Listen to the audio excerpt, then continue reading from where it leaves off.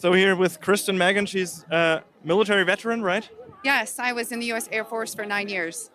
Wow. And you came out and blew the whistle on geoengineering, things that you witnessed were going on. Can you give us the real nutshell? Absolutely. Basically, I had heard of what many people know as the term chemtrails. And I worked in a job called bioenvironmental engineering, and I thought that was insane. And why would we do something like that? Modify the weather by using hazardous materials in our atmosphere?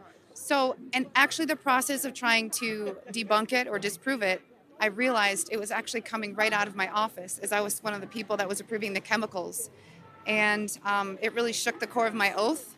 And I did a lot of sampling, did a lot of investigation, and I blew the whistle and I got out. And I've now used my credentials, my oath, and my powers for good to help people understand it's very real. It's now openly admitted. There are multiple forms of weather modification. I specifically found the one of stratospheric aerosol injection. And collectively around the globe, we have to understand that it is now being admitted because they're saying it's combating climate change. Well, the climate change we need to be worried about is man-made climate engineering, also known as geoengineering. And when you say you had chemicals being pumped into the air, what kind of chemicals are they putting out that rain down on humanity, basically?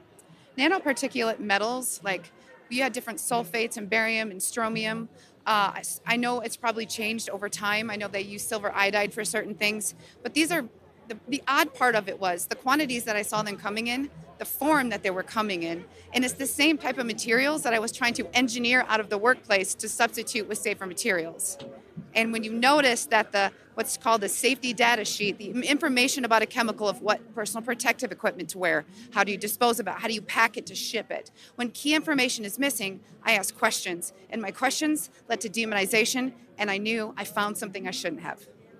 That's insane. So these metals are basically toxic for the humans, I would presume, or? Yes, because it also has aluminum, and a lot of people will tell you, well, these things aren't horrible in small quantities.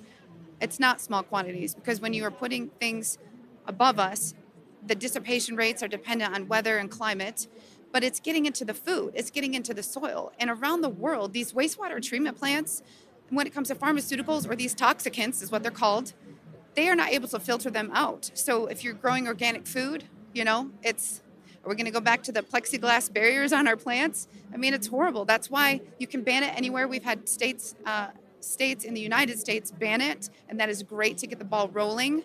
But people really need to wake up to it, irrespective of any political party. It's not okay. And you're seeing a huge increase in neurodegenerative issues like Alzheimer's. It's really difficult for people with respiratory issues and asthma. And people are wondering why they have allergies 24/7, 365. And I liked what you said about that climate change, or the change we experience in weather.